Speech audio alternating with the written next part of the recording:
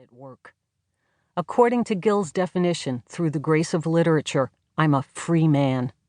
But here's a catch. I live an intensely bookish life during a resolutely non-literary era. An absurdly small number of people in America care about what I or any other book critic has to say about the latest novel or work of nonfiction. Despite the proliferation of mega bookstores and neighborhood reading groups, most Americans are indifferent to the lure of literature. In fact, according to a Wall Street Journal article of a few years ago, some 59% of Americans don't own a single book, not a cookbook or even the Bible.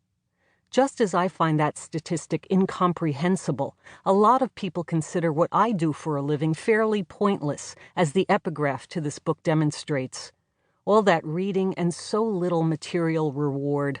My own mother, who was always dazzled by my facility in answering questions in the literature category on Jeopardy whenever we watch it together, keeps urging me to try to get on the show to make all those years spent reading finally pay off. There's another downside to what I do. A critic makes enemies. I'm no Sheridan Whiteside, a.k.a. the man who came to dinner. I don't enjoy slamming other people's work. Indeed, there's always greater happiness all around in praising a book rather than in panning it. The author and publisher are delighted, my editor or producer feels good about devoting space to a book that merits it, and I, the reviewer, presumably have had a good to great experience reading a book that I can recommend to others. But if a book is lousy, I say so. Besides other, more noble reasons, such as integrity, I selfishly care about the quality of my own writing. And whenever I've attempted to be nice and make a book sound better than it is, my review sounds forced and wooden.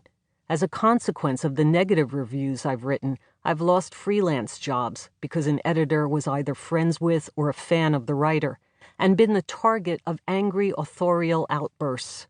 I answered the phone in my office some years ago to hear a tearful voice say, "Professor Corrigan, you've ruined my life." The voice belonged to the author of a novel I had just given a thumbs down to in the Washington Post.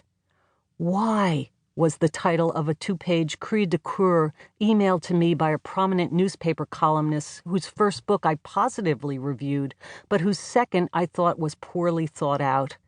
The sense of personal betrayal felt by that author was palpable.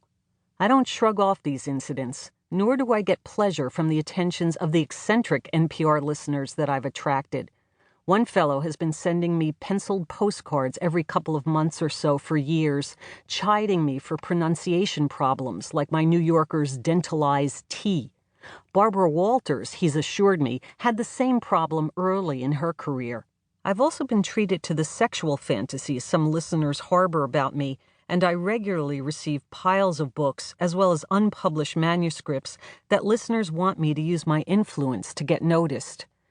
There well might be another Ulysses moldering away unseen in those piles, but I'll never have the time to find out.